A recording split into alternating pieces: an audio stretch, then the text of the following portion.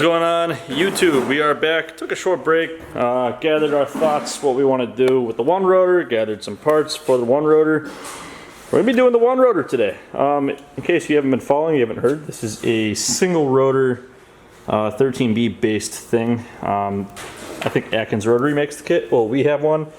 And we've had it running in the past, and it did pretty good, but then it blew up like 3 times. I mean, this is basically the antithesis of Rob Dong's 4-rotor. It's as little rotors as you can run. Benefits of that is this engine only weighs 80 pounds. You can imagine, as far as strength and rigidity goes, there isn't a lot of room for flexing in here, so theoretically... It's basically like a 13B that has the third like center support bearing with the 2-piece E-shaft, and it's got solid dowels just by the nature of it. So it's a pretty solid block of metal right there.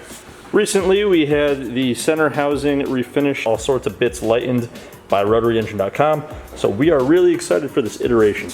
There's going to be 2 main things we're changing about the build this time around. We're fixing the shitty suspension brake issue that it has. Literally plagued us since the very beginning. Moving it from like 10 feet over here to right here today took all 3 of us to push this car that weighs like 500 pounds. Go ahead and try to push it solo. Son of a bitch! The brakes are not exactly, they drag a lot, which isn't good because the one rotor has all 1.5 torques. Yeah, I mean, that's probably even being generous. So we have the solution. We got together some spinny bits. Those are all off of my Beetle. It's the same kit. Yeah, identical kit, but like for some reason, actually I know the reason. When Kevin fabbed these ones up, Kevin's the guy that makes the kit.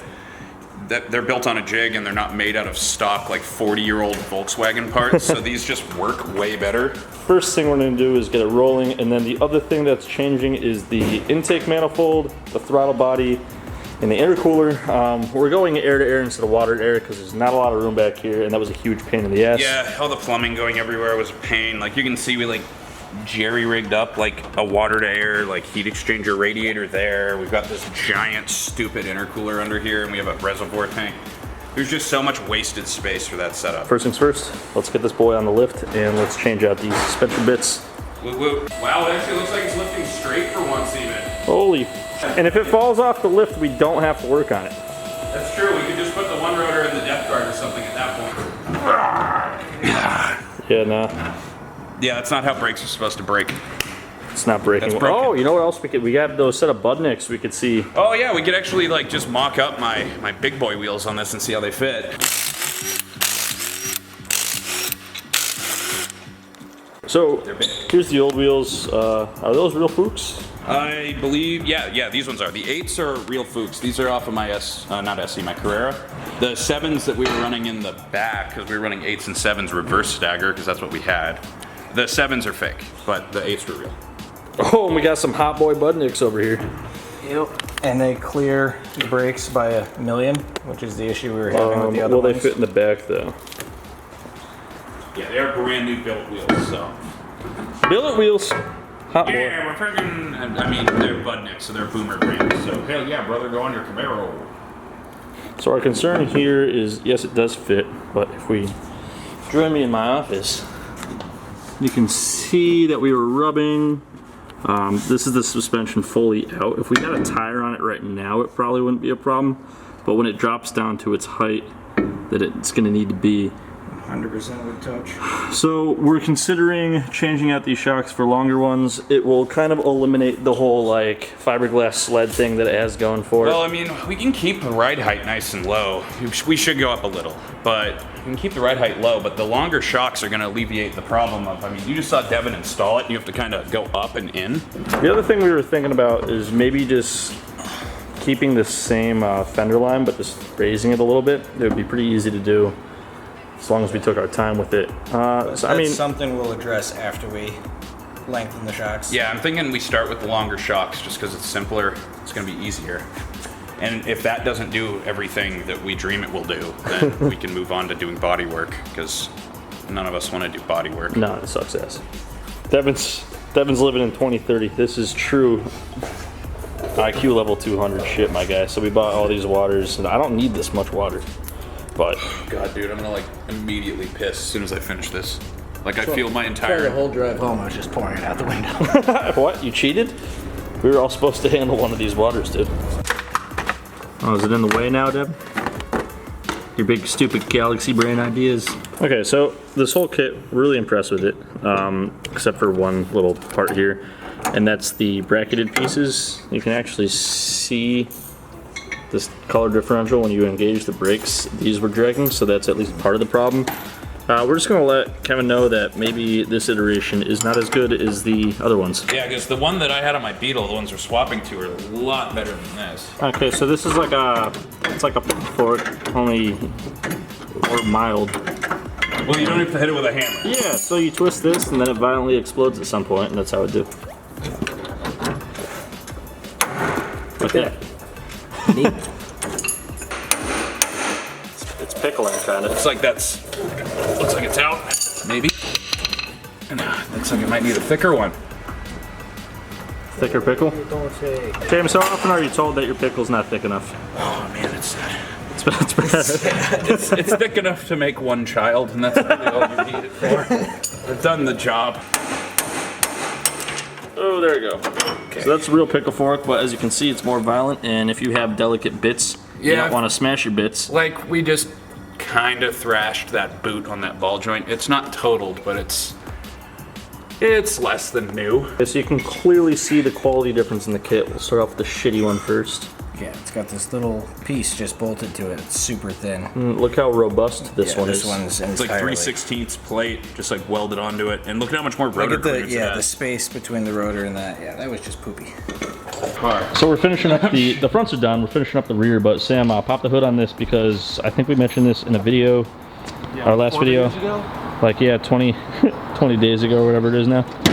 But this was a supercharged compressor, which is now a turbocharged compressor.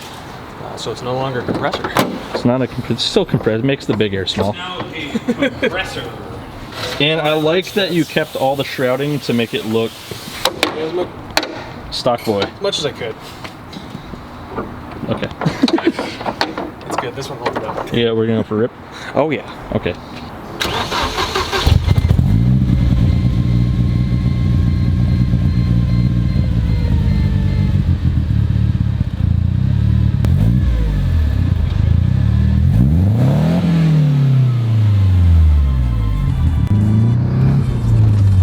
Spool's kind of quick.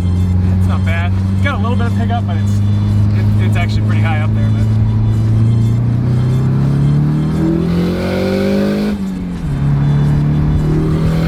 Yo, the wastegate, right?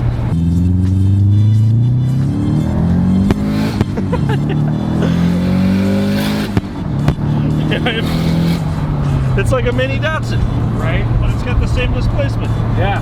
But it's Only like 9 psi lift. I don't even know what to do. It's the easiest option. Okay. Oh, whoopa. All right, I figured it out. Well, see if she rolls. No one else helped Devin. Just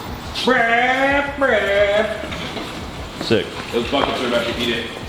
Nope, because he can stop it too. Good It stuff. actually rolls now. Let's go. So here's our old water to air. It's filled with water, believe it or not. And air. And air, well, yeah, kind of. Oh, that's SAE. So we're gonna drain it. That's why it's kind of. All of these are SAE. We've moved it back here. Bitch! It's like you're murdering it. Well, that effectively be ours.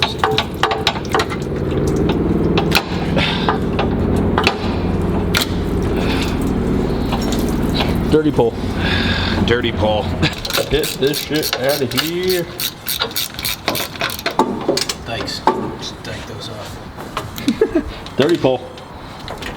Oh, just unplug it to that.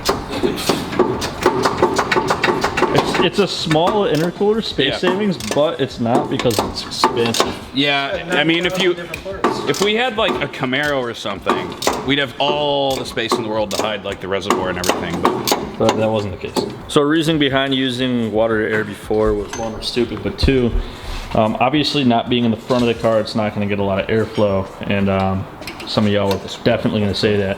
What we're gonna do is just make a cool little scoop that directs airflow to this, and then at the end of the day, if our air intake temperatures are too high, we'll just eject it with meth. Yeah, we'll give it some drugs. Okay, so for you folks at home without, you know, crazy ass tools and shit, you can just do this, and this works great. You pretty much just cut a piece of cardboard. This is gonna wrap around here. It's gonna get welded to this upright, and then flip that over. That's what the bolt holes are. Yeah, it goes and on because both we sides. centered it first, it mirrors to the other side perfectly. But we have some cool shit, so we are going to give this to Sam, and he's going to poop out a nice CAD one that our plasma table will cut out, so it looks nice. Boom! Intercooler, reworked, suspension, fixed. Yeah. One day, big dicks.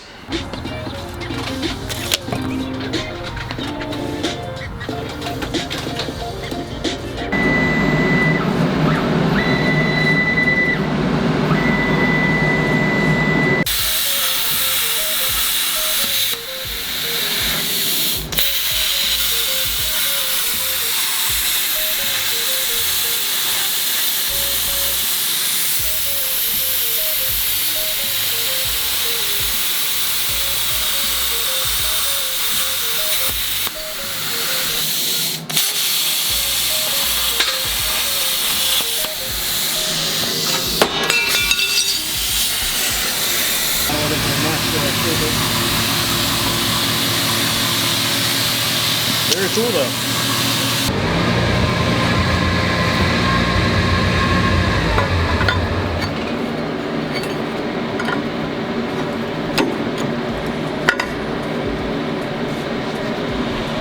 Well, that's how the intercooler's gonna go now.